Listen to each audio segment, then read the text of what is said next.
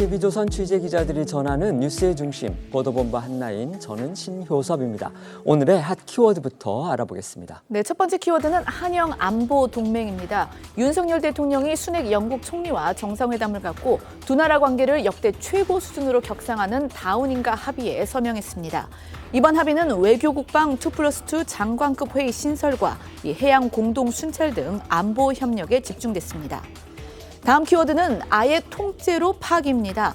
북한의 군사 정찰 위성 발사에 대응해 우리 군이 어제 9.19 군사 합의 일부 효력 정지를 결정하자 북한은 아예 9.19 합의 전부를 파기하겠다고 선언했습니다. 신원식 국방장관은 북한이 9.19 효력 정지를 빌미로 도발할 경우 강력히 끝까지 응징할 것이라고 밝혔습니다. 다음 키워드 이한동주입니다. 5월 동주라는 고사성어가 있죠. 생각은 다르지만 협력한다는 뜻인데요. 내년 총선에서 이준석 전 국민의힘 대표와 한동훈 법무장관도 함께 해야 한다는 주장이 여권에서 제기됐습니다. 한 장관이 20대 여성과 전통 보수층의 지지를, 이 전 대표가 2030 남성의 지지를 받아 시너지를 내보자는 겁니다. 다음은 최강욱 분열입니다. 이른바 암컷 발언으로 최강욱 전 의원이 비상징계를 받은 것을 놓고 민주당 내 분열 조짐이 확산되고 있습니다. 이재명 대표 강성 지지층은 이른바 수박 의원들부터 먼저 징계해야 한다고 나선 반면에 김명계는 징계가 당연하다고 맞섰습니다. 다음 키워드는 찰스의 불핑 사랑입니다. 찰스 3세 영국 국왕이 세계적인 걸그룹 블랙핑크 멤버들을 버킹엄궁으로 초대해 대영 제국 훈장을 수여했습니다. 블랙핑크는 2011년 영국이 의장국을 맡았던 제26차 유엔 기후변화협약 당사국 총회 홍보대사로 활동한 공로를 인정받았습니다. 마지막 키워드 공항서 마약 스캔입니다. 내년부터 태국이나 라오스처럼 마약 범죄가 자주 일어나는 국가를 다녀오는 여행자는 공항에서 입국 전 마약 전수 검사를 받게 됩니다. 정부는 비접촉 방식으로 전신을 3초 만에 스캔할 수 있는 검색기를 전국 공항과 항만에 설치할 예정입니다. 첫 번째 이슈로 가보겠습니다. 영상부터 확인하시죠.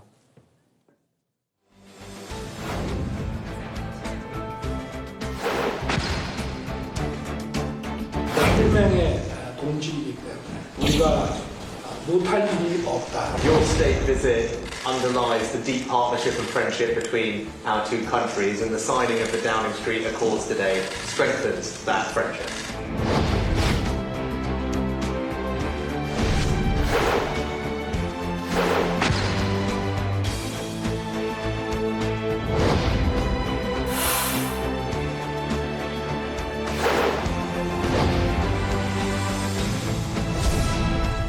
군사합의 준수에 대한 그 어떤 의지도 없다는 것을 또다시 보여줬습니다.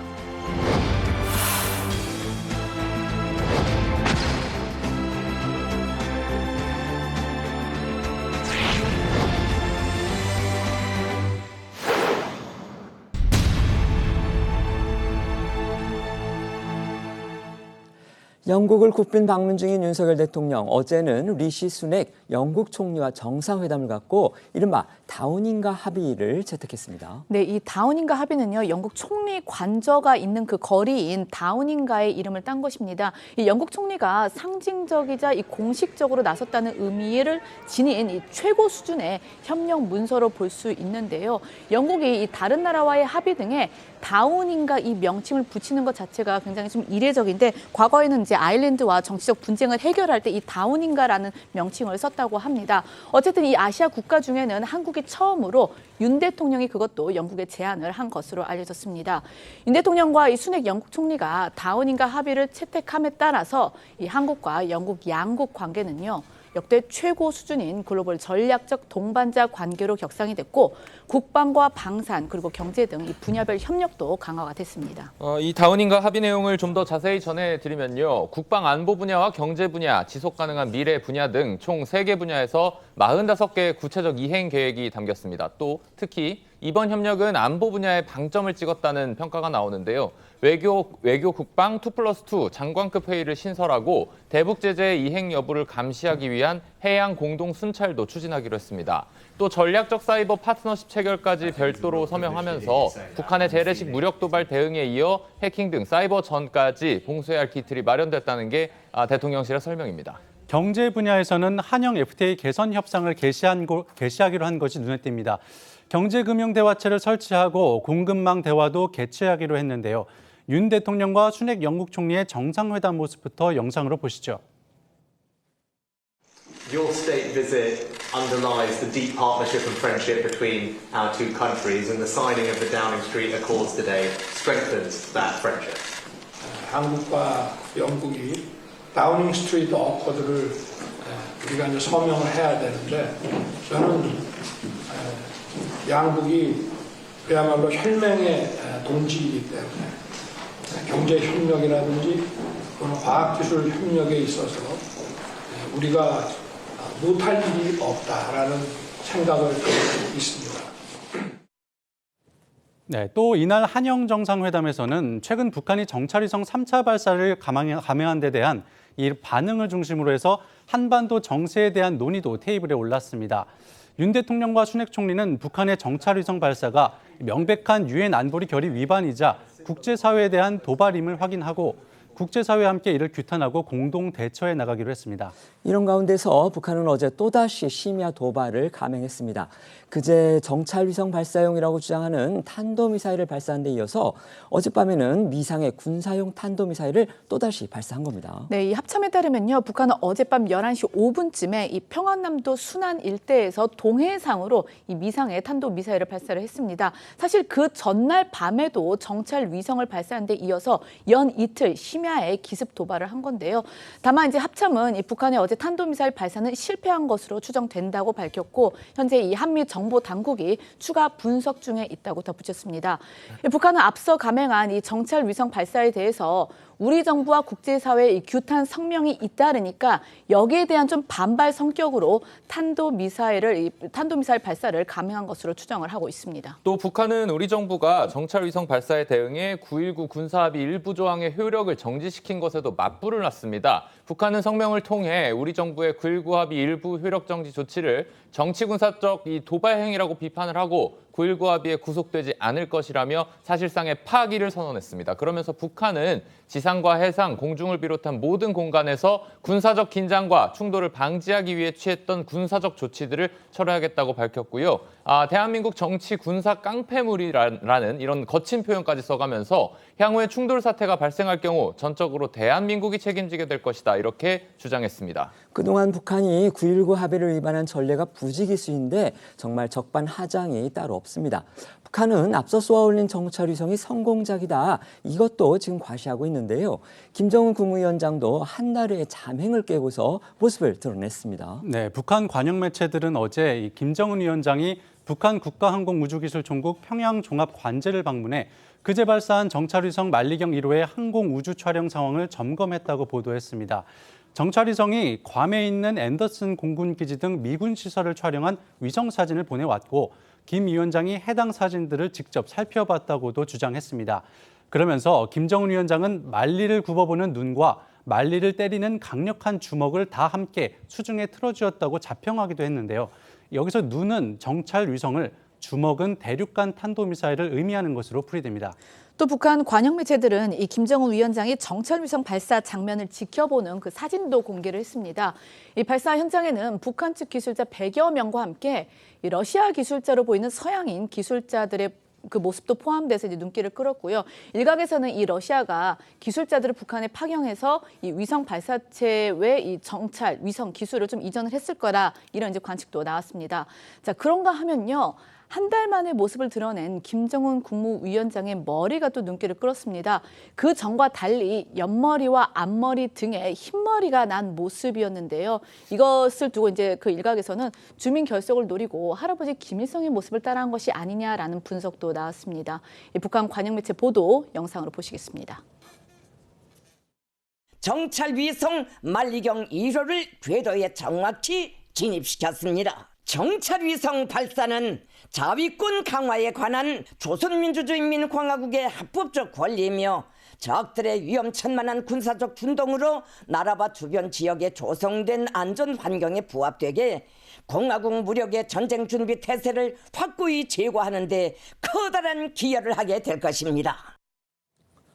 북한 주장대로 이번에 이제 발사한 위성찰 위성이 성공적으로 궤도에 진입했고요. 그다음에 미국의 괌 기지까지 촬영했다. 이게 지금 북한의 주장인 겁니다. 하지만 우리 정부와 군의 판단은 그것과는 좀 다릅니다. 네, 앞서 보신 대로 북한 관영 매체가 공개한 관제소의 사진에는 괌, 태평양, 한반도 이런 지도 이미지가 포함된 대형 현황판의 모습이 포착이 됐습니다. 하지만 통상적인 위성 사진과 달리 컬러 이미지라는 점이 주목이 되는데요. 때문에 우리 군과 정보당국은 북한이 미국의 괌 기지를 찍었다며 공개한 이 사진이 정찰 위성이 촬영한 사진이 아닐 가능성이 있다고 보고 정밀 분석을 하고 있다 이렇게 전해졌습니다. 또 대통령실은 북한의 정찰 위성의 성능에 대해서 제대로 원하는 지역과 장소를 타겟해서 사진을 전송받고 또 정보로 활용하고 있느냐 이것에 대해서 아직도 의문이다. 계속 분석하면서 평가하겠다는 입장도 밝혔고요. 신원식 국방부 장관은 한 라디오 인터뷰에서 북한의 정찰 위성이 정상 궤도에 진입했다는 게 1차 평가 결과라면서도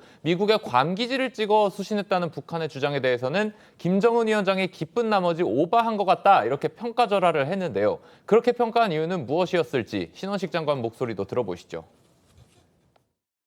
12월 1일부터 만리경 1호 위성이 정찰 임무를 수행한다. 괌 앤더슨 공군기지의 촬영 사진을 오늘 수신했다. 그거는 과장된 평가 같습니다. 왜냐하면 정상궤도 진입하더라도 자세 제어하고 이런데 상당한 기간이 걸려요. 예. 정상적인 정찰 임무 수행하려면 아마 1, 2차 발사에 실패를 하고 3차에 궤도 진입을 하니까 김정은이 굉장히 기뻐한 나머지 좀 오버한 것 같다 이렇게 생각을 하고요. 특히 괌 사진을 찍었니 하는 것들은 그거는 좀 위성 분야에 조금이라도 지식이 있으면 첫날에 그렇게 할 수는 없다 이렇게 말씀드리겠습니다.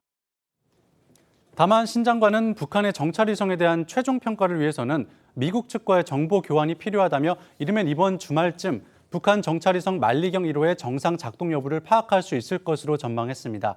만약 이 만리경 1호가 궤도에 정상 진입하면서 발사에 성공한 데 이어서 정찰 위성으로서의 작동도 정상적으로 하고 있다는 평가까지 나올 경우엔 김정은 위원장의 말처럼 이 북한이 주먹을 가진 데 이어 눈도 가지게 된 것으로 우리 안보에는 큰 위협이 될 수 있다는 평가가 나옵니다. 저희도 어제 전해드린 대로 우리 정부는 9.19 군사합의 일부의 효력 정지 조치를 단행을 했고요. 군은 곧바로 무인기 그리고 정찰기 등을 군사분계선 인근에 투입했습니다. 그러니까 어제 이 모든 과정이 굉장히 좀 속전속결로 진행이 됐었는데 정부는 어제 오전 8시 한덕수 국무총리 주재로 긴급 국무회의를 열고서 군사분계선 일대에서 비행을 금지해 왔던 이 9.19 군사합의 1조 3항에 대한 효력 정지를 의결을 했고요. 곧바로 윤 대통령이 그 영국 현지에서 재가를 했습니다. 북한이 정찰 위상을 쏜 지 10시간도 되지 않아서 정말 속전속결로 이뤄진 조치라고 할 수 있는데요. 어제 오후 3시부터는 이 9.19 합의 일부 조항의 효력이 곧바로 정지가 됐습니다. 이에 따라서 우리 군은요, 오후 3시 이후에 이 군단급 무인기 송골매와 금강, 백두 정찰기 등 이 감시 정찰 자산을 군사 분계선 인근에 투입을 했습니다.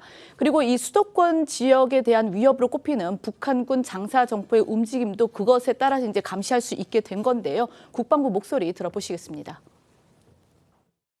유엔 안보리 결의에 대한 명백한 위반이며 우리 국가 안보를 위협하는 중대한 도발 행위입니다. 오늘 15시부로 9.19 군사합의 1조 3항을 효력 정지하기로 하였습니다. 이 같은 정부와 국방부의 조치는 북한의 핵 미사일 위협과 각종 도발로부터 우리 국민의 생명과 안전을 지키기 위한 필수 조치이며 이처럼 우리 정부가 북한의 위성미사일 발사 도발에 비행금지 효력 정지로 대응을 하면서 앞으로도 유사한 조치가 잇따를 거란 전망도 나옵니다. 특히 북한이 향후 9.19 군사합의를 어기고 해상에서 포사격을 하거나 또 GP사격 등과 같은 이런 지상 도발에 나설 경우에 군사분계선 인근에 포사격을 금지한 1조 2항의 효력도 정지시킬 가능성이 크다는 분석이 나오고요. 문재인 정부 당시에 9.19 군사합의가 체결된 후 북한이 3,400여 회나 이것을 위반해온 만큼 군사합의 자체가 유명무실해졌고 우리 군은 여기에 발이 묶여서 대북감시 공백을 초래했다 이런 비판도 잇따르고 있습니다. 9.19 군사합의 일부 효력 정지 조치가 북한의 무력 도발을 억제하는 재발 방지책의 효과를 거둘 수 있다는 분석도 나옵니다. 그간 우리 군의 감시, 정찰, 대응 태세에 족쇄로 작용했던 이 군사 합의 효력이 사라질 경우엔 북한 입장에서 무력 도발이 사전에 노출될 위협성이 커지고 도발 효과 역시 반감될 수밖에 없기 때문입니다. 이 같은 효력 정지 조치 외에도 이 북한의 잇따른 도발에 맞서서 핵 추진 잠수함 등 미국의 전략 자산을 속속 한반도에 전개를 하고 있고요. 대북 경고 메시지를 위해 한미일 연합 해상 훈련을 실시하는 방안도 협의 중인 것으로 알려졌습니다. 우리 군 역시 첫 번째 정찰위성 발사를 지금 앞두고 있는 상황입니다. 네, 우리 군은 오는 30일 미국의 우주기지에서 첫 번째 군사정찰위성을 발사할 계획입니다. 당초부터 계획된 사안이지만 이번 북한의 정찰위성 발사를 의식해 발사 시점을 앞당긴 정황도 포착됐습니다. 우리 군이 쏘아올린 정찰위성 1호기는요, 수백 킬로미터 고도에서 30cm 크기의 물체까지 식별할 수 있는 능력을 갖춘 것으로 평가됩니다. 정부 소식통은 북한군이 들고 있는 소총까지 식별 가능한 수준이라고 전했습니다. 우리 군이 파악하고 있는 북한 정찰위성의 해상도와 비교하면 100배 이상 성능이 앞서는 것으로 알려졌습니다. 상황이 긴박한 만큼 국회도 오늘 국방위를 긴급 소집했습니다. 북한 도발에 맞선 정부의 9.19 군사합의 일부의 효력 정지 조치를 두고서 여야의 평가 엇갈렸습니다. 네, 오늘 이 국방위 전체 회의에는요, 신원식 국방부 장관 등이 출석을 했고요. 이 북한 정찰 위성 발사 등에 대한 국방부 긴급 현안 보고가 진행이 됐는데요. 신 장관은 이 북한의 정찰 위성 발사는 유엔 안보리 결의에 대한 명백한 위반이자 한반도는 물론이고 국제사회에 대한 중대한 도발이라면서 이 9.19 군사합의 일부 효력 정지는 우리 국민의 생명과 안전을 지키기 위한 필수 조치다라고 강조를 했습니다. 하지만 민주당은요, 이 정부가 9.19 군사합의 일부를 효력 정지를 하면서 한반도의 안보 불안이 커졌다라고 지적을 했습니다. 정부 여당이 안보를 정쟁화하고 총선을 앞두고 한반도 긴장을 높이려 한다라고 비판을 했는데, 이제 여기에 대해서 국민의힘은 북한의 잇단 도발 이 부분을 규탄을 하면서 이거는 당연한 조치다라고 맞섰고요. 또 민주당이 북풍을 운운하고 있다면서 어제 이재명 민주당 대표의 발언이었죠. 그 과거 북풍처럼 휴전선에 군사 도발을 유도하는 상황이 오지 않을까 우려된다라고 했던 그 부분, 그 말한 부분을 겨냥해서 이건 있을 수 없는 망언이다라고 했습니다. 오늘 국방위 상황 영상으로 보시겠습니다. 위성 발사가 전쟁 준비의 일환이라는 그 메시지를 주는 것이라면은 우리 국가 안보를 위협하는 중대한 도발 행위라고 저는 생각합니다. 그 적 도발 시 적이 얻는 것보다 잃는 게 훨씬 많다고 느끼면 억제가 유지되고, 그 억제가 바로 평화의 요체라고 하는 것은 인류 역사가 증명하는 평화의 방식이었습니다. 전 장관이 오히려 너무 호전적이신 것 같아요. 그러면서 저는 그게 정말 이상하게 생각됩니다. 최소한 좀 북한이 어떤 짓을 하겠다고 보겠다고 하는 것을 호전적이라고 한다면 북한의 행동은 도대체 어떻게 표현해야 될지 저는 해석이 안 됩니다. 9.19 군사합의를 파기했고 또 우리에게 책임 전가를 했습니다. 역시 뭐 똑같은 행태다. 북한은 변하지 않았다. 김정은은 편하겠죠. 체제를 유지하고 정권을 보유해 나가는데 이런 상황 자체가 너무나 꿀 같은 그런 상황들 아니겠습니까?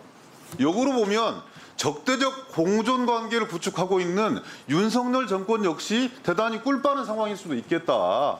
그래서 한쪽에서는 일날선 쌍생아 이런 얘기하는 거 아니겠습니까? 기동민 의원님 뭐 평화를 걱정하는 마음은 잘 알겠습니다. 마치 스톡홀름 신드롬처럼 잘못하면 세계에서 서울 신드롬이 나오지 않을까 걱정할 정도로. 자, 최 의원님께는 이 부분 질문 드리겠습니다. 우리 정부가 이제 9.19 군사협의의 일부 효력 정지를 했습니다. 그러니까 정찰 자산이 비행을 할 수 있도록 군사분계선 인근에서 그렇게 했는데 북한은 아예 그냥 이거를 파기해버렸습니다. 지금 야당의 주장 들으셨던 것처럼 우리 정부의 소치가 북한의 일종의 호전적인 어떤 그런 부분을 자극한 거 아니냐. 그렇다면 한반도 안보에 대해서 너무 큰 어떤 변동 요인을 우리 정부 스스로 만든 거 아니냐. 이런 지적도 나올 수가 있거든요. 어떻게 생각하세요? 근데 뭐 잘 아시다시피 9.19 군사 합의라는 것 자체가 원래부터 사실은 좀 양측 남과 북의 서로 여러 가지 제한 조치를 취했는데 북한에 대해서 우리가 우려하는 가장 큰 이유는 핵 개발입니다. 근데 핵 개발 부분은 거기에 안 들어가 있습니다. 그러니까 우리만 일방적으로 북한에 대해서 감시하는 그런 여러 가지의 시스템을 무력화하고 그다음에 우리는 열심히 지키고 있는데 북한은 하나도 안 지켰단 말이죠. 뭐 3,400여 회 아까 나오지 않았습니까? 그렇다면 한쪽만 지키는 합의라는 건 의미가 없는 거죠. 저는 그래서 일찌감치 이 9.19 군사 합의는 이미 휴지 조각이 됐다 이렇게 말씀을 드린 적이 있고요.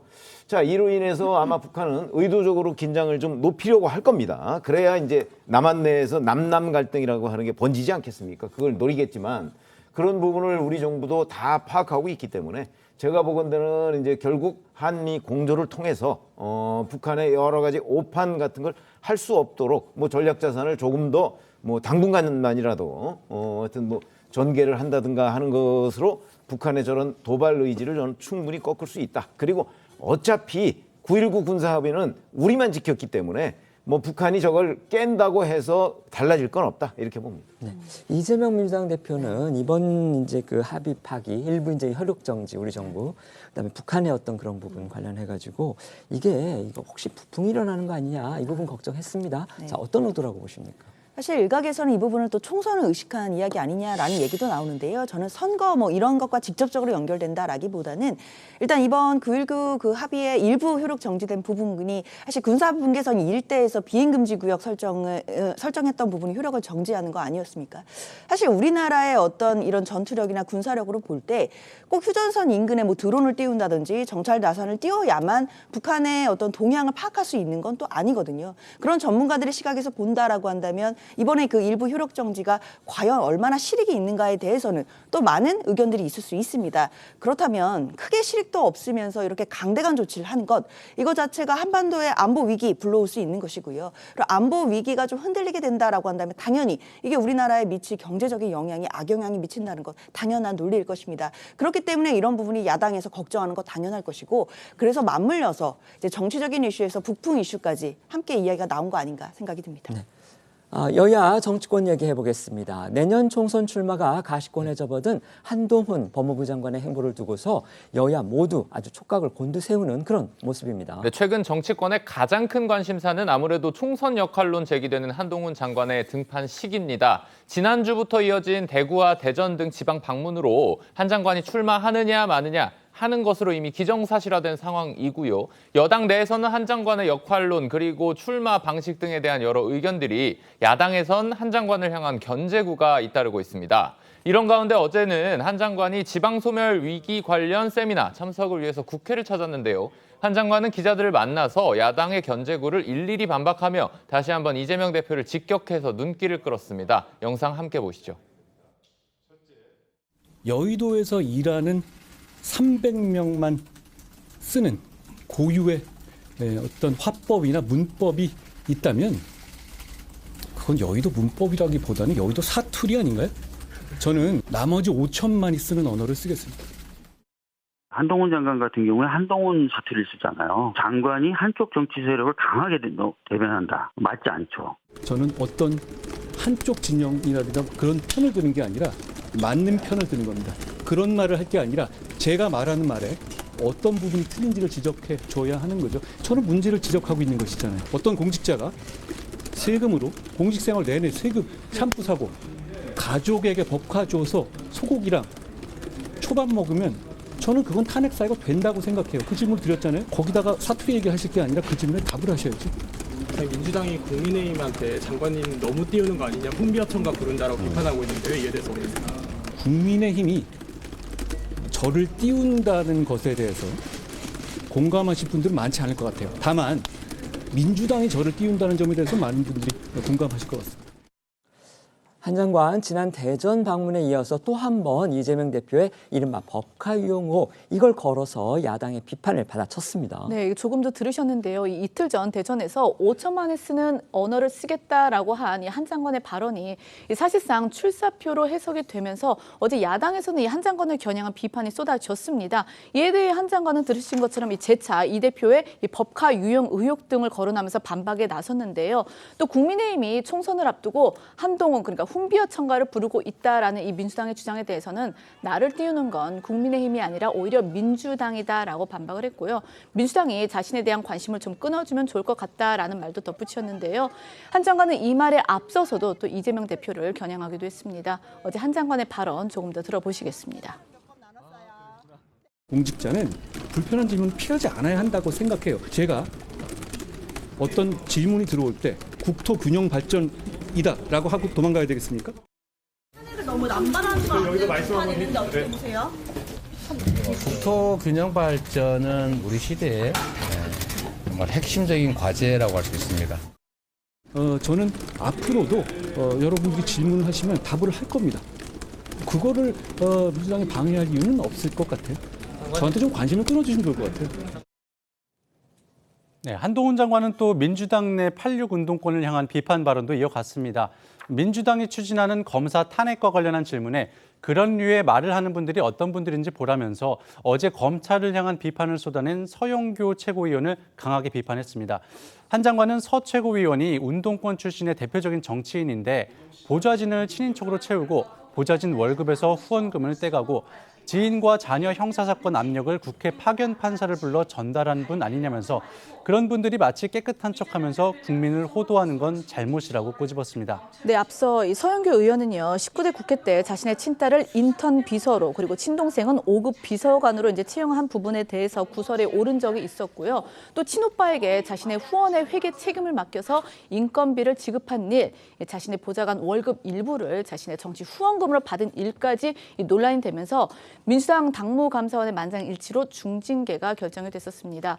하지만 서 의원은 인턴 비서 한 명이 그만둬서 이 딸이 대신했던 거다 이렇게 이제 해명을 했고 또 딸의 급여도 정치 후원금으로 모두 반납을 했다 이렇게 해명한 바 있었습니다. 또 2015년 당시 국회 법제사법위원회 소속이었던 이 서영교 의원이 국회에 파견 나간 이 판사를 직접 자신의 의원실로 불러서 지인 아들의 재판에 관해서 선처를 부탁한 사실이 검찰 수사 결과로 드러나기도 했었었는데 당시 서 의원은요, 자신은 그 해당 날짜에 광주에 있었고 판사를 의원실로 부른 적이 없다 이렇게 부인한 바 있습니다.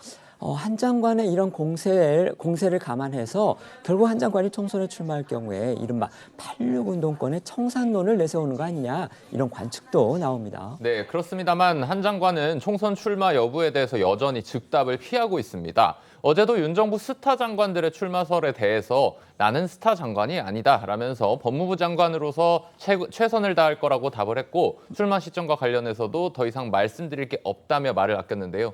다만 한 장관은 출마 가능성이 제로냐 이런 질문에는 즉답을 피하면서 총선 등판론을 부정하지는 않았습니다. 들어보겠습니다. 저는 정부의 성공을 위해서 지금도 최선을 다하고 있고 1년 반 내내 최선을 다하고 있습니다. 총선과는 전혀 관계없는 당연히 해야 될 임무이고 내년 총선 출마 가능성은 제로다 이렇게 일축하신다고 보면 될까요? 제가 그 부분에 대해서 충분히 지금까지 말씀드렸다라는 걸로 답을 가져가겠습니다. 만약 대통령이 장관이 좀 출마를 했으면 좋겠다라고 이렇게 요청이 들어오면 어떻게 하실지 좀 궁금합니다. 만약에 대해서까지 제가 말씀드릴 문제는 아니고 혁신위에서 스타 장관들 험지 출마 저는 스타 장관이 아니고요. 저는 그냥 법무부 장관으로서 최선을 다하겠다는 말씀드립니다.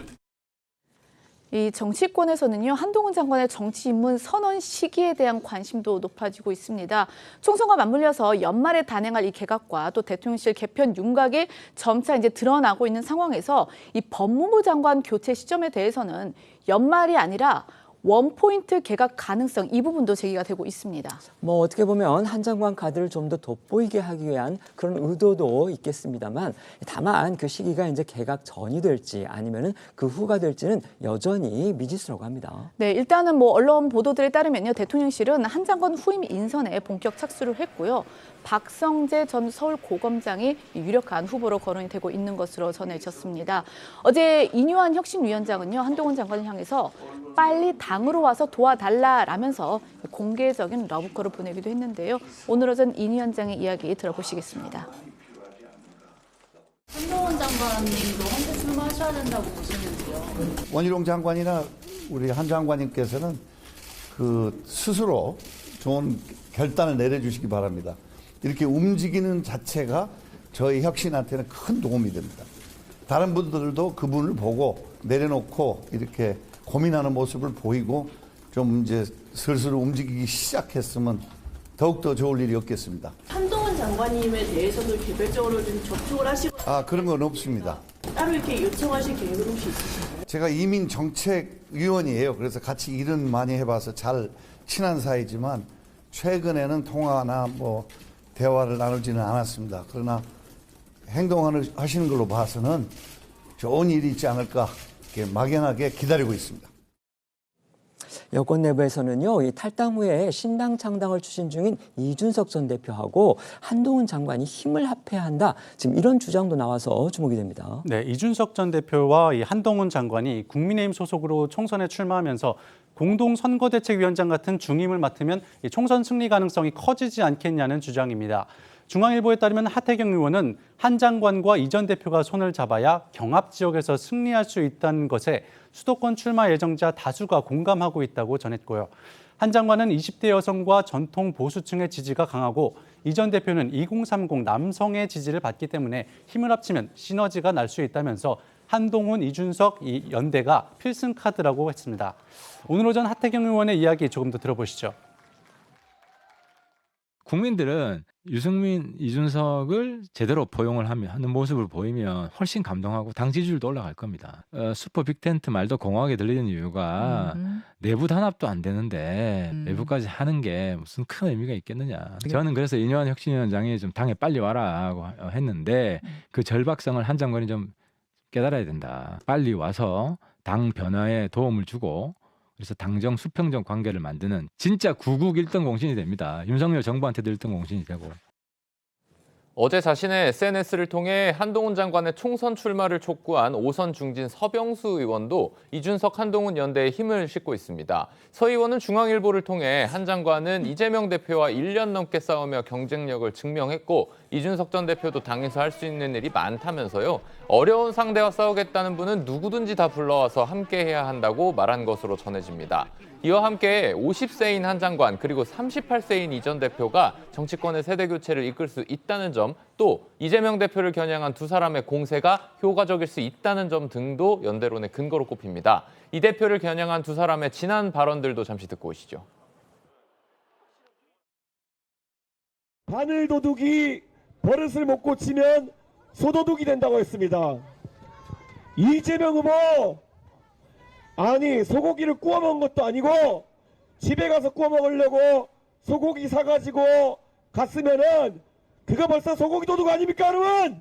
제가 이재명 의원을 자범이라고 말한 적은 없습니다. 이재명 의원은 자범이 아니죠. 중대 범죄가 많이 있고 중대 범죄 혐의자이지 자범이 아닙니다.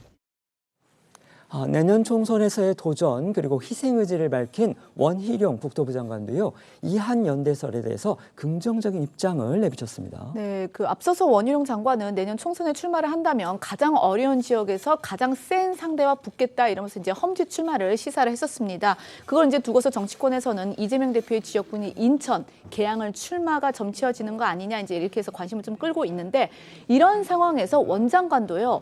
어제 한 언론사와 인터뷰를 통해서 이준석 전 대표와 한동훈 장관의 이 총선 출마와 관련해 포용과 통합을 강조를 한 겁니다. 그러니까 두 사람 모두 당내에서 해야 할 소중한 역할이 있고 방향이 같다면 다른 명분과 조건 없이 함께 가야 한다라고 말을 한 건데요. 그러면서 원 장관은 이번 총선은 혁신 경쟁이 될 거라면서 국민들은 변화하고 혁신하는 정치 세력에게 손을 들어줄 것이다라고 주장했습니다. 들어보시겠습니다. 이번 선거의 의미 그리고 그를 위해서 필요한 저에게 요구되는 헌신의 자세 그 부분에 대해서 이미 말씀을 드렸기 때문에 강론을는 지금 얘기하기에는 적절치 않은 것 같습니다. 장관도 쓰임새가 큰 사람이잖아요. 그런 부분에서 역할이 있다면 뭐 그건 소중한 역할이라고 생각을 하고요. 전 당대표인 우리 이준석 대표 관련해서는 저는 결코 그 의미와 역할을 과소평가하지 않습니다. 같은 방향을 보고 있다고 한다면 저는 포용과 통합은 그 자체가 절대적인 명분이기 때문에 다른 명분과 조건이 필요 없다고 생각합니다. 함께 가야 된다고 생각합니다. 하지만 이른바 이한연대가 현실화하기까지에는 넘어야 할 산이 많다. 이런 지적도 나오고 있습니다. 그렇습니다. 일단 두 사람의 지지층이 다르다는 점이 문제입니다. 연대를 한다고 해도 각자의 지지층이 모두 국민의힘을 지지할 거란 보장이 없기 때문인데요. 그만큼 화학적인 결합이 쉽지가 않고 오히려 서로 이질감을 느낀 지지층이 이탈할 수 있다는 점이 여당으로서는 우려하는 지점입니다. 특히 윤 대통령과 가까운 한 장관과 그간 윤 대통령을 비판해온 이 전 대표가 선거 과정에서 마찰을 빚을 수 있다는 지적도 나오는데요. 중앙일보에 따르면 한 여권 관계자는 지난 대선 당시 윤 대통령과 이 전 대표가 충돌한 것처럼 한 장관과 이 전 대표가 총선에서 부딪히면 당에는 악재가 될 거다 이렇게 예측하기도 했습니다. 여기에 두 사람이 이 잠재적 경쟁자라는 점도 불화를 야기할 수 있는 부분인데요. 실제로 어제 이준석 전 대표는 한 유튜브 방송에 나와서 한 장관은 미래의 동지보다는 경쟁자에 가깝다 이렇게 말하기도 했습니다. 국민의힘 내부에서는 이 전 대표가 이미 돌아올 수 없는 강을 건넜다라는 평가도 많아서 한 장관과의 연대가 현실화될 가능성은 크지 않다는 분석도 나옵니다. 이준석 전 대표와 한동훈 장관의 연대 가능성 어떻게 평가하십니까? 뭐 사실 국민의힘 내부에서 이 연대 가능성을 거론하는 사람들은 이준석 전 대표가 신당을 만들 경우에 거기서 이제 일부라도 국민의힘 표를 잠식하면 특히 수도권의 경우에 국민의힘 후보들의 그 낙선을 초래할 가능성이 대단히 높다. 뭐 이런 관점에서 지금 이제 주로 연대를 주장하고 있는 거거든요.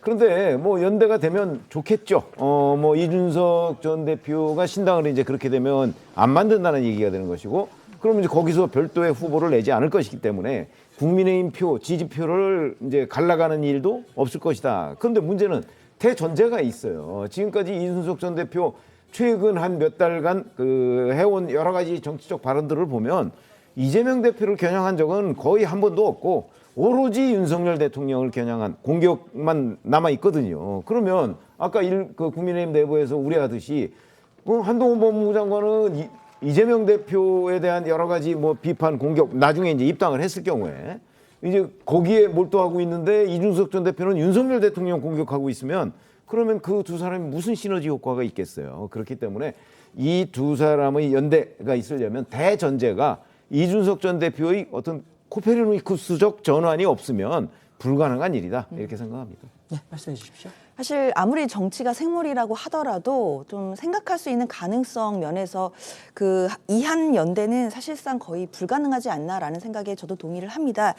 왜냐하면 말씀 주신 것처럼 이준석 전 대표는 계속해서 윤석열 대통령과 대척점, 갈등들을 보여줘 왔고, 그에 비해 한동훈 장관 같은 경우에는 윤석열 대통령과 굉장히 가까운 사이인 것이 또 다 알려져 있는 상황이기 때문에 이런 부분에 대한 간극을 메우기는 어려울 것으로 보입니다. 또 뿐만 아니라 개인적인 캐릭터를 봤을 때도요, 이준석 전 대표의 캐릭터나 한동훈 장관의 캐릭터 둘 다 정치권에서 보기 드문 굉장히 강하고 또 자기 주장이 명료한 그런 분이십니다. 그렇기 때문에 그런 둘이 함께 연대를 하면서 시너지를 누리기에는 사실 시간적인 부분도 거의 여유가 없는 것이고, 그리고 그동안에 어떤 교류가 있었다라고 보기도 어렵기 때문에 현실적인 가능성은 거의 없지 않나 생각이 듭니다. 네. 인효한 국민의힘 혁신위원장도 바쁘게 움직이고 있습니다. 오늘은 김태흠 충남지사를 만나서 당의 혁신 방향 논의했습니다. 그렇죠. 인 위원장은요, 이 당 통합을 위해서 당내 인사들을 이제 두루 만나고 있었는데, 뭐 최근에는 홍준표 대구시장, 유승민 전 의원 등을 만났고, 이번에는 이 충남도청을 찾아서 김태흠 충남지사와 만났습니다. 이 자리에서 김 지사는 국회의원 한 번 더 하는 것에 무슨 의미가 있느냐, 이 혁신위에 그러면서 혁신위에 친윤, 중진이 험지 출마 및 불출마 권고를 지지를 하면서 수용을 촉구하기도 했습니다. 여기에 대해서 인 위원장은요, 여의도의 기적을 이룰 것이라며 혁신 의지를 재차 다졌는데요. 두 사람 보시겠습니다. 한 가정에서도 이 어려움에 닥쳤을 때 이 부모들, 어른들이 먼저 희생과 헌신을 하잖아요. 그런 측면에서 중진들이나 아니면은 좀 더 책임 있는 분들의 희생과 헌신이 저는 우선돼야 된다 하는 그런 원론적인 얘기입니다. 그리고 또 당연히 그렇게 된다고 생각을 하고 있고. 논기가 옛날에 어떻게 했어요? 끌어안았죠. 끌어안아가지고 자기 몸을 던졌지 않습니까? 그러한 여러 가지 방법이 있다고 봐요. 최후의 물은 결단 뭐 이런 것처럼 그런 방법은 여러 가지가 있잖아요. 소위 이 벼랑 끝에서 서 있다라는 그런 심정으로 열심히 좀 하시는 게 좋지 않겠느냐. 중간에 이제 좀 많이 힘들기도 했는데 다시 힘을 얻고 갑니다. 너무너무 그 좋은 말씀을 해주시고, 원래 혁신이라는 건 고통스러운 거다. 이걸 그 초심 잃지 말고 계속 밀어붙여라. 특히 김태흠 지사는요, 이 자리에서 김기현 대표를 지적하기도 했습니다. 최근 김 대표가 울산시장 등과 만난 자리에서 현 지역구인 울산 남을 출마를 건의받아서 숙고하겠다는 뜻을 밝힌 걸로 전해졌는데, 이에 대해서 김 지사가 울산에 김기현 대표가 다시 출마하는 것은 혁신위를 무력화하는 것이라고 지적한 건데요. 듣고 오시죠. 울산 예산 관련해서 시장과 또 울산 지역 국회의원들이 함께 모여서 논의하는 자리에서 울산 발전을 위한 여러 가지 논의가 있었습니다. 그 과정에서 그런 건의가 있어서 숙고하겠다는 취지의 말씀을 드렸습니다. 울산의 김기현 대표가 다시 뭐 출마하고 하는 이런 부분들은 대표가 일단은 이 혁신위원회 위원장을 모신 거 아니에요? 그리고 혁신위를 구성을 하게 결정한 거 아니에요? 결정을 해놓고 난 다음에 지금 혁신위원회에서 여러 가지 안들이 나오는데 자기의 뜻이 반하든 자기 뜻에 맞든 뭐 이런 부분에 대해서 설령 반한다고 하더라도 이 반하는 그런 행동을 한다고 그러면 혁신위를 무력화시키는 거죠. 당대표로서. 올바르지 않다고 보고요. 네, 이어서 김태흠 지사는 강서구청장 보궐선거가 끝나고 혁신위가 구성되는 상황에서 실무자만 자리에서 물러나라고 하고 본인은 책임을 안 지는 자세부터 잘못됐다면서 당대표가 무한한 책임을 인정하지 않는 것은 적절치 않다고 아쉬움을 드러내기도 했습니다. 오늘 오후에는 혁신위가 5호 혁신안을 발표할 예정입니다. 네, 혁신위원회는요 오늘 오후 회의를 여는데 5번째 혁신안을 발표할 것으로 보입니다. 앞서 이 연구개발 간담회를 연 혁신위는요, 이 과학기술계 전문가를 이 비례대표 당선권에 포함하는 내용 등을 혁신안에 담을 예정이라고 하는데요. 회의에 앞서서 이 삼성전자 출신이자 연구개발 전문가인 양현자 이 한국의 희망 대표를 초청해서 과학기술 인재 육성과 정치를 주제로 해서 강연을 들을 예정이기도 합니다. 인요한 위원장은 어제 김영삼 전 대통령 서거 8주기 추모식에 참석했습니다. 이 자리에 김기현 당 대표도 함께했습니다. 네, 어제 김영삼 전 대통령 8주기 추모식에 여야 지도부가 참석했습니다. 특히 국민의힘에서는 지도부는 물론 3040 청년 정치인들까지 모두 모여서 내년 총선을 앞두고 보수 세력이 결집하는 듯한 모습을 보여주기도 했고요. 이 자리엔 김기현 대표와 인요한 위원장도 참석했는데 두 사람은 한 목소리로 YS 정신을 외치기도 했습니다. 목소리 듣고 오시죠. 군 하나회 청산, 금융실명제 도입, 부동산 실명제 도입, 당시 시대적 상황으로서는 부담스럽기 짝이 없는 개혁 과제로서 자칫 정권의 붕괴를 초래할지도 모른다는 모험적 시도였습니다. 갈등이 아닌 통합의 민주화, 과거가 아닌 미래를 향하는 민주화가 바로 김영삼 정신이라고 저는 믿습니다. 저희 국민의힘은 그 뿌리를 올바르게 승계하고 더욱 발전시켜 나가겠습니다. 다선 국회의원 출신이죠. 김태흠 충남지사가 김기현 당대표를 아주 강하게 지적을 했습니다. 어떻게 들으셨습니까? 김태흠 충남지사 이 경우에는요, 국회의원도 여러 번 했지만 어렸을 때부터 사실은 국회의원 비서관 등을 통해서 정치의 잔뼈, 현장 정치에 대해서 굉장히 많은 감각을 가지고 있는 사람입니다. 저는 김태흠 충남지사가 인요한 혁신위원장을 만나서 인요한 혁신위원장이 가고자 하는 방향, 이에 대해서 아주 명확하게 선을 제시했다고 보는데, 어찌 보면 이런 의심도 해봅니다. 인요한 혁신위원회가 최근에 이제 뭐 혁신안에 대해서 친윤계나 뭐 이런 곳에서 잘 호응이 없으니까 이런 부분을 일부러 기획한 것 아닌가 하는 생각도 들 정도로 김태흠 충남지사가 인요한 혁신위원장의 마음에 아주 쏙 맞는 여러 가지 발언들을 해줬다. 그것도 상당히 직설적으로 김기현 대표를 겨냥하지 않았습니까? 그런 점에서 본다면 저는 그 중에서 이제 가장 눈에 띄는 부분이 논계론을 전개했습니다. 만약에 계속해서 이제 거부할 경우에는 논계가 뭐 잘 아시다시피 적장을 끌어안고 강물 밑으로 빠진 거 아니겠습니까? 이런 부분이 저는 아마 인요한 혁신위원장한테는 굉장한 힘이 됐을 것이고, 김기현 대표나 아니면 뭐 장제원 의원 등 친윤계 이쪽에는 위협으로 느껴졌을 것이다, 이렇게 생각을 합니다. 네. 민주당이 여성 비하 논란에 휩싸인 최광욱 전 의원에게 비상징계 조치라는 걸 내려서 아주 신속히 칼을 빼들었습니다. 하지만 여지는 쉽게 가라앉지를 않고 있습니다. 특히 이재명 대표의 강성 지지층이 지도부를 비판하고 나서서 지금 논란인데요. 먼저 어제 비상징계 결정 과정부터 한번 짚어주시죠. 네, 민주당의 일반적 징계 절차는 당 윤리심판원을 거치는데요. 그런데 최 전 의원에 대한 징계는 최고위원회가 곧바로 징계를 결정한 비상징계였습니다. 민주당 관계자에 따르면 어제 최고위 회의에서 이재명 대표가 먼저 최 전 의원 징계를 안건으로 제시한 것으로 전해졌는데요. 이 대표가 SNS를 통해 부적절한 언행에 무관용 대처하겠다라고 밝힌 상태라 사실상 만장일치로 징계를 의결한 것으로 알려졌습니다. 징계 발표에 앞서서 홍익표 원내대표도 막말 논란에 사과하기도 했는데요. 총선을 앞두고 여성표의 이탈 조짐이 보이니까 당 지도부가 서둘러 진화에 나섰다라는 해석이 나옵니다. 관련해서 홍익표 원내대표 그리고 박성준 대변인 목소리까지 들어보시죠. 우리 당 소속 의원들과 정치인들의 사려 깊지 못한 언행으로 국민께 상처를 드리고 당의 입장과 관계없는 무분별한 주장으로 혼란을 드린 것에 대해 원내대표인 저의 책임이 가장 큽니다. 진심으로 사과드립니다. 최강욱 당원에 대해 당원 자격정지 6개월의 비상징계를 의결했습니다. 이 당내 인사들의 발언이 논란이 되고 기강의 해이함이 드러나고 있는데 이런 일련의 상황을 당에서 볼 때 큰 부담이고 위기의 시작이다. 당직자와 의원들이 경각심을 갖고 전환의 계기를 삼아야 된다라는 말씀들이 계속 이어졌습니다.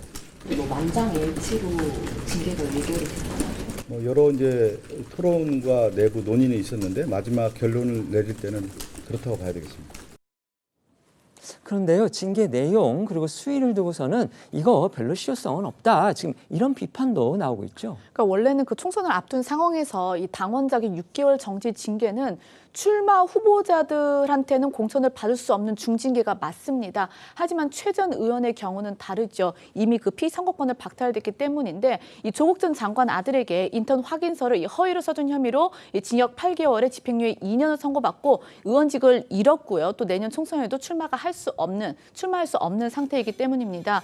때문에 이제 여당에서는 이 원색적인 막말치고는 낮은 수의 징계가 아니냐라는 비판이 나왔는데요. 관련해서 목소리 들어보시겠습니다. 6개월이면 사실 개딸들 눈치를 좀 본 거죠. 되게 약하죠. 왜냐하면 이분이 출마할 수 있는 사람이면 6개월이면 출마를 못하기 때문에 의미가 있는데 출마 자격이 없잖아요. 6개월 기간에도 자숙 안 할 거예요. 오히려 더 자기 하고 싶은 이야기 다 할 것이고 화끈하게 출당을 시켰으면 민주당이 바꾸려는 모습이 보인다라고 했을 텐데 어정쩡한 징계를 내려가지고 사퇴 해결이나 이 사태가 악화되는 걸 막는데 큰 도움이 안 된 것 같아요. 비상징계로 해서 최강욱 전 의원을 당원권 정지 6개월을 한다는데 하나만한 징계입니다. 타격감이 1도 없는 솜방망이 처분인 거예요. 그 자리에 오신 분들 다 민영배 의원을 응원하러 오신 분들이거든요. 네. 무조건 윤석열 대통령 욕하고 김건희 여사 이상하게 비하하고 이러면 자기들끼리 좋은 거예요. 그러면은 국민들은 다 더 오히려 외면한다는 걸 알아야 됩니다. 네, 뿐만 아니라 반쪽 징계란 지적까지 나오고 있습니다. 당시 최 전 의원 발언을 자제시키지 않고 함께 웃은 것으로 알려진 민영배 의원과 김용민 의원에게는 별다른 조치가 없었기 때문입니다. 사실상 최 전 의원의 발언에 동조한 것 아니냐는 비판에도 두 의원은 공식적인 사과나 해명을 내놓지 않고 있습니다. 민영배 의원의 경우 오히려 민주당 의원들이 모인 단체 대화방에서 비명계인 이원욱 의원이 최 전 의원의 설화를 다룬 조선일보 기사와 함께 당이 어찌 이리 망가졌나 개탄스럽다 이런 메시지를 올리자 당이 망가졌다니 조선일보가 민주당의 기준이냐 이렇게 최 전 의원을 감싸는 듯한 모습을 보인 것으로 전해졌고요. 또 어제 검찰개혁 관련 토론회가 끝난 뒤에 최 전 의원과 관련한 질문을 받자 토론회에 대한 것이 아니면 얘기하지 않겠다면서 불편한 기색을 감추지 않았습니다. 모습 보고 오시죠. 징계가 좀 과도하다고 생각하시는 의견이 가져오실까요? 네, 당시 의원님에 대해서도 징계가 필요하다는 주장도 외곽에서 있는데요. 텔레그램방에서 조광도 의원님 발언에 대해서 응모했다는 기사가 나왔습니다. 사실 아닙니다. 언론의 프레임에 속지 말자 이런 취지로 말씀하셨다고. 그런 말 안 했는데. 그런 말 안 했고요. 여기 검찰개혁에 관한 얘기 말고는 드릴 말씀이 없다니까요. 근데 그래도 안건 논란 관련해서 한 말씀 해주십시오. 당시에 어떤 맥락에서 나온 말인지만 좀 본인한테 물어보시거나 진행하시는 분한테 옆에서 그래도 같이 웃으면서 박수치고 동조했다는 의견에 대해서 좀 어떻게 생각하시는지 궁금합니다. 드릴 말씀이 없으니까 가세요. 사과하실 생각 있으신가요? 여당 일각에서는 당시 북 콘서트의 방청석에 있었던 이 민주당의 정치인들이 사실상 공동 책임을 져야 한다 이런 목소리도 나오고 있습니다. 네, 당시 민영배 의원의 북콘서트에는요, 자치단체장과 국회의원, 총선 출마 예정자, 지지자 등이 다수 참석했던 것으로 전해졌는데요. 비하 발언이 나왔을 당시에 제지하지 않고 함께 웃었던 것으로 알려지면서 비난이 일었습니다. 여기에 고민정 최고위원은 같이 웃었던 의원들을 따로 징계하지 않는 이유에 대해 다 같이 징계하기 시작하면 어디까지가 범주에 들어가느냐를 두고 꼬리를 물게 된다면서 일단 당사자에 대해서 징계하는 걸로 결론 내렸다고 설명했는데요. 다만 강기정 광주시장과 송갑석, 조호섭 국회의원의 경우 행사 초반 인사말만 하고 자리를 떠나서 문제 발언을 듣지는 못했지만 참석자로 이름이 알려지는 바람에 난감한 상황인 것으로 전해졌습니다. 징계 발표가 나고서 2시간 만에 민주당 여성위원회가 이 유감 입장을 냈습니다. 그런데 이걸 둘러싸고서도 뒷말이 나오고 있습니다. 네, 저희도 어저께 이제 그 속보로 전해드렸었는데요. 민주당 여성위원회가 입장문을 낸 건 오후 2시쯤이었습니다. 이 최고위의 징계 결정 이후 2시간이 지난 시점이었는데 일단 여성위는 입장문을 통해서 이 최 전 의원의 최근 발언에 대해 강력히 유감을 표한다 이러면서 사과를 요구했습니다. 또 최 전 의원의 비판이 누구를 향하건 간에 여성 혐오와 여성 비하가 내포된 발언이라고 이제 말을 했는데요. 다만 이제 일각에서는 이 최 전 의원의 논란이 발생했을 때는 침묵을 하고 있다가 당의 징계 지침이 내려오자 뒤늦게 성명을 냈다 이런 이제 비판이 나오기도 했습니다. 여기에 대해서요, 이 고민정 최고위원은 여성위가 이 최 전 의원 징계가 결정되기 전부터 비공개로 이 지도부의 입장을 계속 제기를 했다 이렇게 주장을 했고요. 그러면서 본인은 개인적으로 이 최 전 의원을 좋아하는 선배이기 때문에 당 지도부로서도 이 징계 결정이 쉽지 않았다 이렇게 이야기를 하기도 했는데요. 들어보시겠습니다.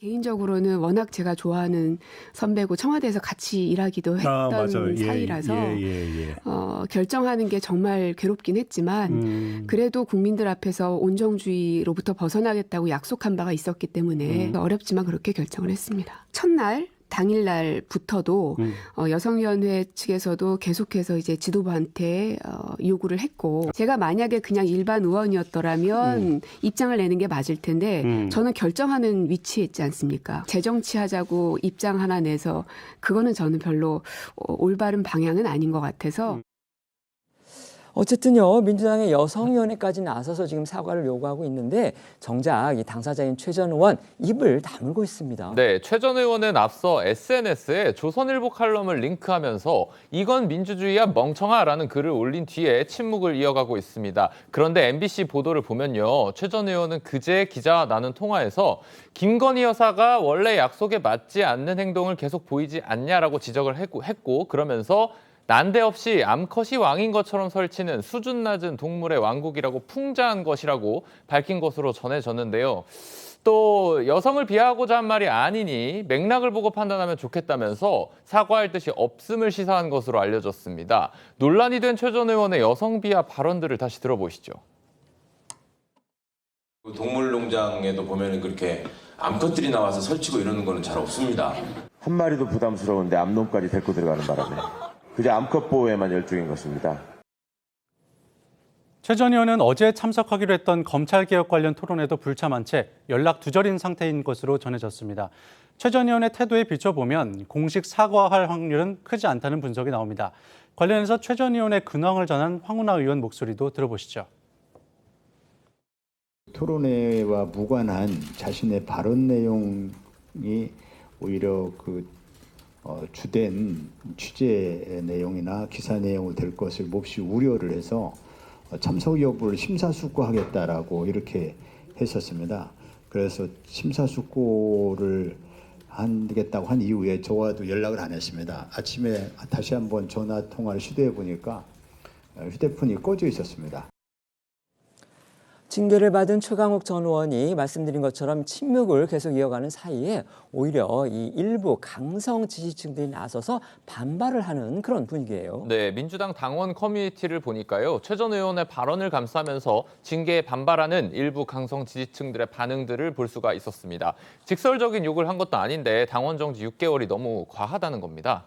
민주당 당성 지지층이 많은 이재명 대표 팬카페에서도 징계에 대한 성토가 잇따랐는데요. 일부 강성 지지층은 최강욱 전 의원이 잘못이면 이보다 더 심하게 민주당을 말아먹는 똥파리들과 수박들도 징계하라면서 목소리를 높인 것으로 전해졌습니다. 이처럼 최 전 의원의 여성 비하 발언을 두고 이 의원들이 채팅방 설전을 벌인 데 이어서 이제 강성 지지층까지 참전을 하면서 당내 계파 갈등으로 비화하는 분위기인데요. 이 앞서 민주당 채팅방 설전에 포문을 열었던 비명계 이원욱 의원은요. 강성 지지층들을 향해서 국민 정서와 완전히 다른 반응을 보이고 있다라고 했고요. 그러면서 당을 향해서는 최강욱 지키기에 나선 이 개딸 팬덤과의 결별, 무반성의 늪에 빠진 강성 친명들에 대한 징계와 경고가 필요하다라고 말하기도 했습니다. 당 지도부가 막말 논란에 소가리를 하고 있는 사이에 민주당 비명계의 움직임은 지금 빨라지고 있습니다. 어제는 비명계 의원들의 모임이죠. 이 원칙과 상식, 이걸 이끌고 있는 이원욱, 김종민 의원이 광주를 방문했습니다. 네, 민주당의 비명 혁신계 모임이죠. 원칙과 상식이 출범 이후 첫 외부 일정으로 광주를 찾은 건데요. 5.18 묘역 참배로 시작한 이들은 민주당이 방탄정당, 팬덤 정당으로는 총선에서 이길 수 없다고 날을 세웠습니다. 그러면서 당 안팎의 독선과 독주를 멈춰 세우고 위기의 대한민국과 당을 구하기 위해 민주당에 주어진 시간은 12월 말까지로 여유 부릴 시간이 없다고 말했는데요. 원칙과 상식이 4명으로 출발했지만 뜻을 같이 하는 민주당 내 의원들은 40~50명에 달하며 호남에도 절반 정도는 뜻을 같이 하고 있다고 강조했습니다. 반면 공천을 노린 집단 행동 아니냐 이런 의견에 대해서는 일고의 가치도 없다 이렇게 일축했습니다. 우리 변호사님 여성이신데 제가 이런 질문을 드려서 좀 민망하긴 하지만 이게 이제 정치적으로 워낙 논란이 지금 크기 때문에 제가 그냥 읽어드리겠습니다. MBC가 보도한 내용입니다. 최강욱 전 의원의 이제 속내가 아주 잘 드러나 있는 것 같아서 제가 그대로 읽어드리겠습니다. 김건희 여사가 원래 약속에 맞지 않는 행동을 계속 보이고 있지 않느냐. 난데없이 암컷이 왕인 것처럼 설치는 수준 낮은 동물의 왕국이라고 풍자한 거다. 여성을 비하하고자 하는 말이 아니니까 맥락을 보고 판단했으면 좋겠다. 자, 공감하십니까? 사실 이 내용에 대해서 국민들이 얼마나 공감하실지 의문이 굉장히 듭니다. 사실 어떤 취지나 어떤 맥락, 아무리 좋은 의도가 있었다라고 하더라도 그 표현상에서 국민들께 상처를 드렸고 특히나 여성 비하의 발언으로 보일 수 있었다라고 한다면 사실 정치인으로서는 고개를 숙이는 게 맞지 않나라는 생각이 듭니다. 게다가 당 지도부에서 다른 징계도 아니고 비상징계를 했습니다. 아시다시피 윤리심판원을 거쳐서 해야 되는 징계 중에 굉장히 극히 예외적으로 최고위에서 결정하는 것이 비상징계입니다. 지도부가 비상징계를 할 만큼 비상 상황이었다라고 판단을 한 것인데요. 그렇게 징계를 할 수밖에 없었던 그 지도부의 좀 의도를 생각해봤으면 좋겠습니다. 결국 총선을 지금 4~5개월 남긴 이 상황에서 한마디 한마디가 국민들께 어떻게 듣기 들리게 될지 이 부분 주의해야 된다는 것 지도부가 메시지로 견고한 것이라고 보일 텐데요. 특히 최강욱 전 의원 개인뿐만 아니라 앞으로 민주당 내 모든 구성원들이 말 한마디 한마디를 조심하지 않으면 비상징계에 처해질 수 있다라는 또 엄중한 경고가 저는 나온 거라고 생각하기 때문에요. 이와 같은 맥락에서 봐야 될 것이지 이게 취지가 잘못된 것이 아니다. 이런 식으로 지금 얘기가 나오는 것은 저는 사태를 더 악화시키는 것이다 생각이 듭니다. 네, 아까 이제 그 하태경 의원이 그랬나요? 이거 사실상 아무 실효성이 없는 거다. 제대로 된 그 조치를 하려면 출당을 시켜야지. 그랬으면 민주당이 뭔가 달라졌다 이런 평가 받을 텐데 결국 잘못한 거다. 지금 이렇게 하태경 의원이 주장을 했습니다. 사실 이재명 대표는 최강욱 전 의원을 징계하고 싶지 않았을 거예요. 잘 아시다시피 이 발언이 나온 뒤에 조정식 사무총장이 뭐 강력 경고를 했다 이렇게 된 거 아니겠어요? 그리고서 뭔가 해명을 했는데 그 다음에 이게 잘 안 되니까 또 이재명 대표가 직접 나서서 엄중 조치를 하고 그리고 나서 다음 날 비상징계를 한 거란 말이죠. 그러니까 점점 이 그 최강욱 전 의원에 대한 그 경고 징계 수준이 높아졌어요. 그건 왜 그랬을까요? 제가 보건대 처음에는 하고 싶은 마음이 없었는데 여론이 점점 더 악화되니까 저는 민주당이 그 여론에 계속 밀려가다가 결국은 비상징계까지 하게 됐는데 그런데 문제는 아시다시피 그 허위 조국 전 법무부 장관 아들에 대한 허위 인턴서 작성 이걸로 징역 8개월이 그 선고가 됐거든요. 그게 9월이에요. 그럼 9월부터 8개월이면 내년 총선 이후까지예요. 그렇죠? 그럼 총선에 당연히 출마 못 해요. 그런데 지금 뭐 비상징계로 해서 당원권 정지 6개월 한다는 게 무슨 의미가 있어요? 이미 그 징역 8개월에 집행유예 2년 이걸로 거의 8개월간의 징계 당원권 정지 징계를 받은 거나 마찬가지 상태인데 그거를 지금 6개월 징계해봤자 아무 의미가 없는 거다. 저는 그렇게 보죠. 최강욱 전 의원에 대해서 아무런 불이익이 되지 않습니다. 그렇다면 이거는 그냥 여론의 약간의 뭐 눈속임용 정도밖에 더 되겠는가. 실질적인 징계의 조치는 없고, 그다음에 본인이 사과도 없고, 사과할 것 같지도 않고, 뭐 이런 상황이기 때문에 저는 이런 사실이 이제 일부 유권자들한테 만약에 전체적으로 다 알려지게 되면 오히려 이재명 대표의 비상징계가 아마 솜방망이 이런 차원을 훨씬 떠나서 눈속임이라는 그런 오해를 받기에 딱 좋게 생겼다, 이렇게 말씀을 드립니다. 네. 지금부터는 어쩌다 이런 일이 코너로 이어가겠습니다.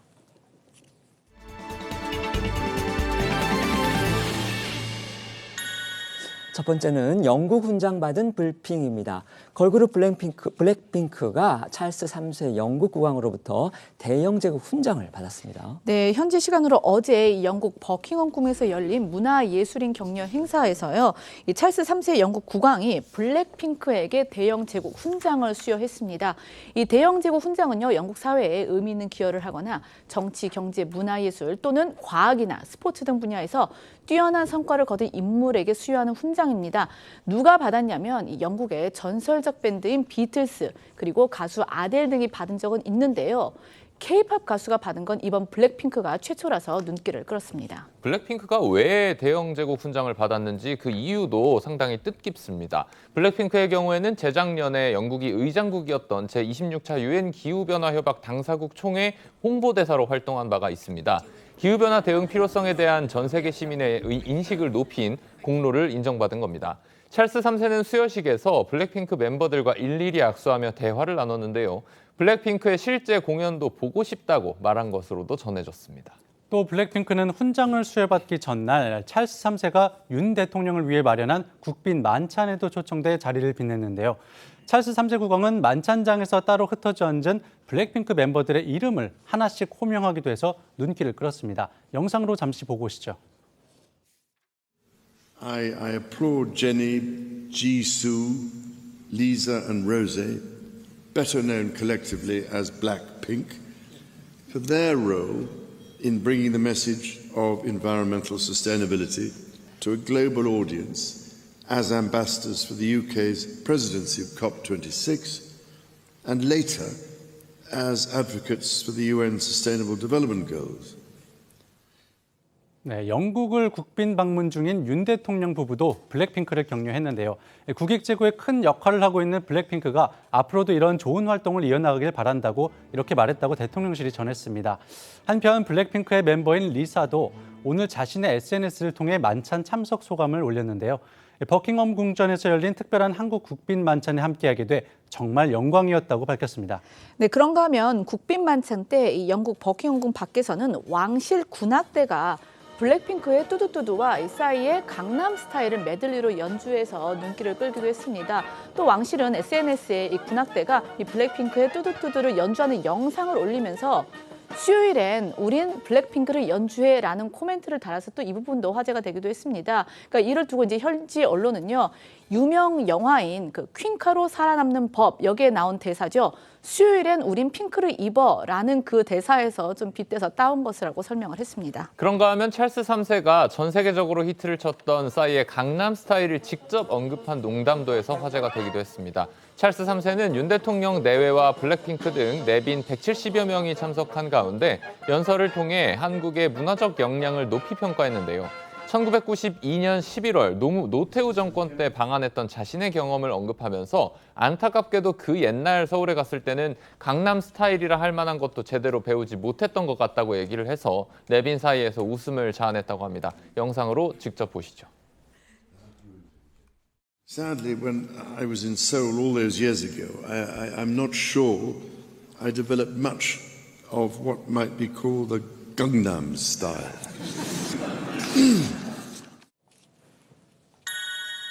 두 번째는 형수님의 협박입니다. 축구 국가대표 황의조 선수의 사생활 영상을 유포한 피의자가 친형수로 밝혀져서 지금 충격을 주고 있습니다. 네, 이 사생활 유포 협박으로 출발한 황의조 선수의 사건이 반전에 반전을 거듭하고 있습니다. 당초 피해자이자 이 고소인이었던 황 선수가 불법 촬영 혐의를 받는 피해자로 전환도 됐지만은 이 협박범의 정체가요, 황 선수의 친형수로 드러난 겁니다. 이 친형수인 A씨는 매니저인 이 황 선수의 형과 함께 해외 등을 동행하면서 사실상 매니저 역할을 같이 하는 등 황 선수와는 친밀한 사이인 것으로 알려져서 충격을 주고 있습니다. 앞서 이 사건의 시작은 지난 6월에 SNS에서 황 선수 전 연인이라고 주장하는 네티즌이 불법 촬영물로 추정되는 황 선수의 사생활 영상을 올리면서 시작이 됐었죠. 당시에 황 선수 측은 지난해 11월 그리스에서 휴대폰을 분실한 뒤에 수차례 협박에 시달렸다고 말하면서 지난 6월 A씨를 경찰에 고소했습니다. 당시 황 선수 사생활 논란이 불거졌을 때 황 선수 형은 유포자에 대해 휴대폰을 도난당했다며 악의적이다라는 입장을 밝히기도 했는데 목소리를 다시 듣고 오시죠. 변호사 선임해서 이제 고소를 진행하려고 이제 절차를 밟았다고 저희가 지금 전해 듣고 있거든요. 이제 잃어버렸다거나 분실했다기보다는 도난이거든요. 저희가 부주의로 잃어버린 게 아니라 가져갔기 때문에 좀 악의적이라고 계속 생각을 하고 있습니다. 네, 앞서 황의조 선수가 유포자를 고소해놓고서는 이후 경찰 측의 처벌을 원하지 않는다는 처벌 불원서를 제출해서 의문이 제기되기도 했었는데요. 이 유포자의 정체가 황 선수의 친형수로 밝혀지면서 일각에서는 황 선수가 이 유포자의 정체를 고소장을 낼 때까지는 몰랐다가 수사 과정에서 자신의 친형수라는 걸 알게 된 것 아니냐 이런 분석도 나오고 있습니다. 한편 친형수인 A씨는 휴대전화가 해킹당했다면서 혐의를 부인하고 있는 상황인데요. 하지만 경찰 측에서는 수사 결과를 종합한 결과 그럴 가능성은 없다는 입장입니다. 경찰은 황 선수가 처벌 불원서를 제출한 것에 따라서 A씨의 명예훼손 혐의에 대해서는 공소권 없음으로 불송치했습니다. 하지만 성폭력처벌법상 촬영물 등 이용 및 강요, 협박 혐의에 대해서는 A씨를 검찰에 구속 송치한 상태고요.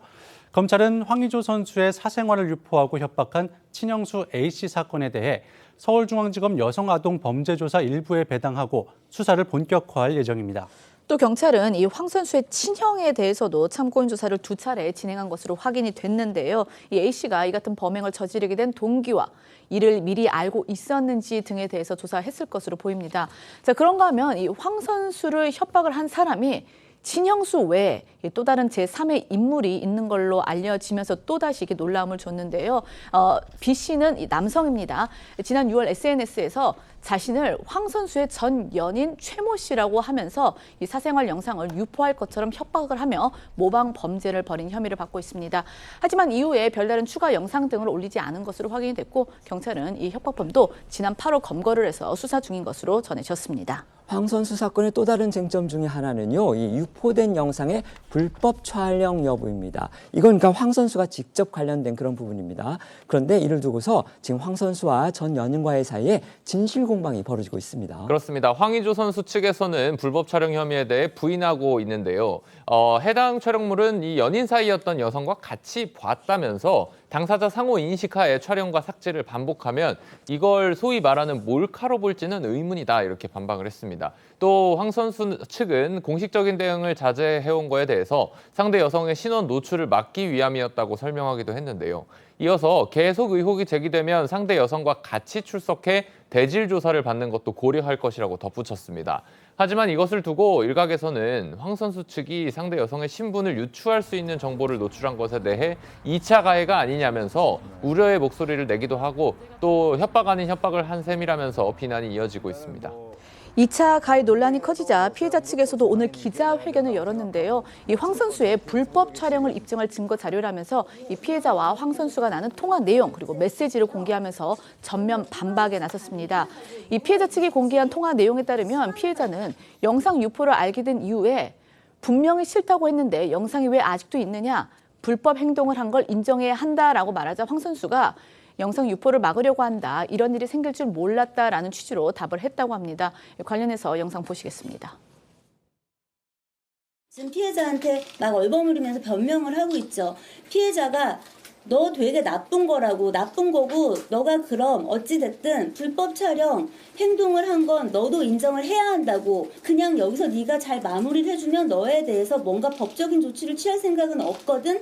왜겠습니까? 그런데 불법은 맞는데 피해자가 가지고 있는 지위가 이 불법이라는 이야기를 하고 이걸 다투려면 경찰서를 가야 하고 법원을 가야 하는 이 상황이 감당되지 않기 때문에 지금 얘기를 하고 있는 겁니다. 갑자기 이런 얘기를 합니다. 불법으로 촬영한 건 아니지만 그래도 소유하고 있던 걸 도난당한 건데 부주의니까 피해가 안 가게 정말 노력할게. 여러분 이거 안 이상하십니까?